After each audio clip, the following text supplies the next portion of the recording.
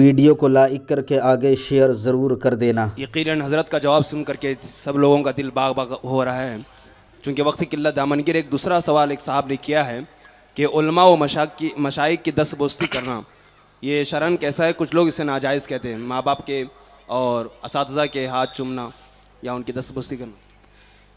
دیکھیے، یہ دور رسالت مآب صلی اللہ علیہ وسلم سے بہت دور سے دور ہوتا چلا گیا، اس لیے جاہل لوگ اپنی طبیعت کے مطابق پھیکم پھاک کرنے لگے اور جو جی میں آتا ہے وہ اپنی طبیعت سے فتوے دینے لگے۔ کسی بھی چیز کو ناجائز و حرام کہنے کے لیے دلیل کی ضرورت ہے۔ اگر وہ کہتے ہیں کہ ناجائز و حرام ہے تو ان کو چاہیے کہ وہ کوئی حدیث پڑھیں کہ جس حدیث میں حضور نے کہا ہو کہ ہاتھ چومنا ناجائز ہے، حرام ہے، یا قرآن کی آیت پڑھیں۔ یہ تو بالکل ایسا ہی ہے کہ جب یہودیوں نے کہا کہ اللہ تعالیٰ نے جناب یعقوب پر اونٹ کا گوشت حرام کیا تھا اور اونٹنی کا دودھ حرام کیا تھا، تو اس وقت میرے آقا صلی اللہ علیہ وسلم نے ان سے فرمایا کہ ان سے پوچھو کہ اللہ نے جو ہے وہ معاذ اللہ ان کے کان میں سرگوشی کی تھی۔ ظاہر سی بات ہے، اگر اللہ نے حضرت یعقوب پر حرام کیا تھا تو اس کا کوئی ثبوت تو ہوگا، اور کوئی ثبوت نہیں تو کیا اللہ نے ان کے کان میں بھی یہ بات کہہ دی معاذ اللہ؟ تو ہم یہی ان سے کہتے ہیں کہ یہ ہاتھ چومنے کو جو ناجائز کہتے ہیں، نہ قرآن میں نہ حدیث میں ناجائز کا حکم، تو کیا قدرت نے ان کے کان میں کہا جو یہ کہتے پھر رہے ہیں لا الہ الا اللہ؟ اور جہاں تک کہ جائز کا معاملہ ہے تو اس میں تو ہمارے پاس حدیث نہیں بلکہ احادیث ہیں۔ ان میں سے ایک حدیث مبارکہ ہم آپ کی خدمت میں پیش کرتے ہیں۔ یہ حدیث سیاہ ستہ میں سے ایک کتاب ابو داؤد شریف کے اندر موجود ہے۔ ابو داؤد شریف کی روایت کچھ یوں ہے کہ اللہ کے حبیب صلی اللہ علیہ وسلم کی بارگاہ میں ایک وفد آیا، ایک قافلہ آیا، اور ان لوگوں نے میرے آقا صلی اللہ علیہ وسلم کے ہاتھ پہ کلمہ پڑھا، وہ مسلمان ہو گئے۔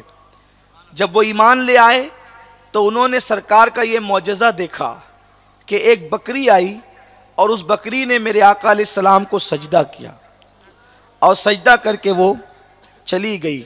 اپنے مولا کی ہے بس شان عظیم، جانور بھی کرے جن کی تعظیم، سنگ کرتے ہیں ادب سے تسلیم، پیڑ سجدے میں گرا کرتے ہیں۔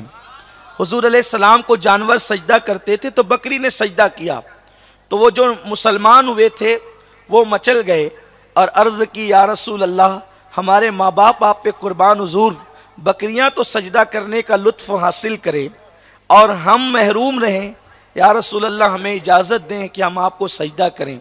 میرے رسول علیہ الصلوۃ والتسلیم نے فرمایا غیر اللہ کو سجدہ کرنے کی اجازت نہیں، اللہ کے سوا ہمارے مذہب میں کسی کو سجدہ کرنے کی اجازت نہیں، میں تمہیں سجدہ کرنے کی اجازت نہیں دیتا، البتہ میں تمہیں سجدے سے منع کرتا ہوں۔ تو انہوں نے عرض کی یا رسول اللہ سجدے کی اجازت نہیں دیتے تو آپ ہمیں یہ اجازت دیں کہ ہم آپ کے ہاتھوں کو چومیں اور آپ کے پیروں کو چومیں۔ سبحان اللہ۔ تو حضور علیہ السلام نے ان کو اس کی اجازت عطا فرمائی۔ یہ ابو داؤد شریف کی حدیث ہے۔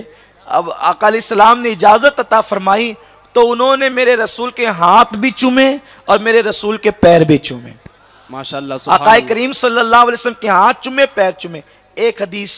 دوسری حدیث یہ ہے کہ جب بھی سیدہ فاطمۃ الزہرا سلام اللہ علیہا آقا کریم صلی اللہ علیہ وسلم کی بارگاہ میں حاضر ہوتی، اس کی راوی اما عائشہ صدیقہ ہے، ماں عائشہ فرماتی ہیں کہ جب بھی سیدہ فاطمہ حضور علیہ السلام کی بارگاہ میں حاضر ہوتی تو اس وقت فاطمۃ الزہرا نعرہ تکبیر، نعرہ رسالت، عالمی شہرت یافتہ تالیہ قرآن، درود شریف پڑھ لیں، اللہم صلی وسلم وبارک علیہ، صلاۃ و سلام علیک یا رسول اللہ صلی اللہ تعالی علیہ وسلم۔ تشریف رکھیں۔ تو آپ توجہ میری طرف کر لیں، بیٹھ جائیں آپ لوگ، بیٹھ جائیں بچے۔ کہ سیدہ فاطمۃ الزہرا جب بھی حاضر ہوتی وہ حضور علیہ السلام ان کے لیے کھڑے ہو جاتے، سیدہ فاطمہ حضور کے ہاتھ چومتی، سرکار علیہ السلام کے ہاتھ چومتی اور آقائے کریم اپنی بیٹی کی پیشانی چومتے اور فرماتے ہیں فدا کے امی و ابی یا فاطمہ، فاطمہ تجھ پر میرے ماں باپ قربان ہو جائیں۔ سبحان اللہ۔ صحابہ نے حضور کے ہاتھ چومے، سیدہ فاطمہ نے حضور کے ہاتھ چومے۔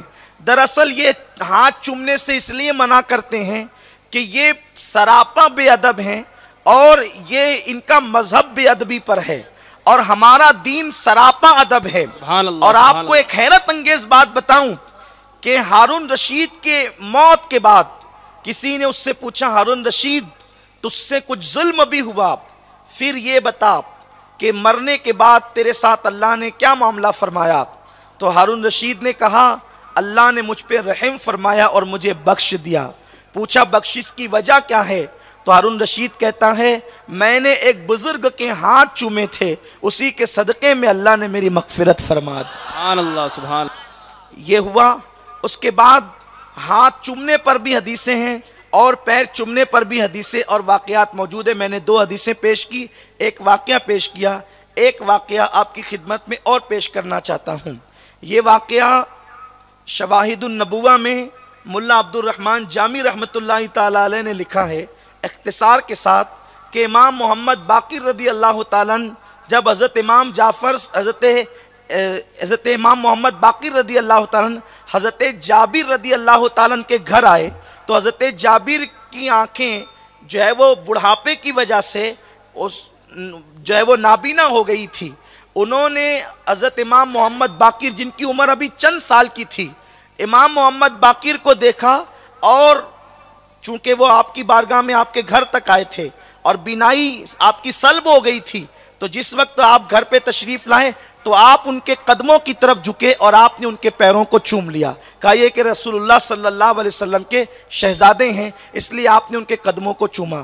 تو اس طرح سے علماء مشائخ کا یہ طریقہ چلا رہا ہے کہ بڑوں کے ہاتھ کو چومتے ہیں، بوسہ دیتے ہیں، اور یہ ادب اور تعظیم کی نشانیوں میں سے ایک نشانی ہے۔ اس طرح سے بہت سارے واقعات ہیں جو میں نے 2 حدیث کے ذریعے اور 2 واقعے کے ذریعے سے آپ کی خدمت میں پیش فرمایا۔ جو لوگ ناجائز کہتے ہیں ذمہ داری ان کی ہے کہ وہ دلیل پیش کریں۔ جائز کے لیے دلیل کی کوئی ضرورت نہیں ہوتی، لیکن یہ اہل سنت کا سینہ ہے کہ ہم جائز پر بھی دلیل پیش کرتے ہیں، حالانکہ جائز کے لیے دلیل کی ضرورت نہیں ہے، ناجائز کے لیے دلیل کی ضرورت ہے۔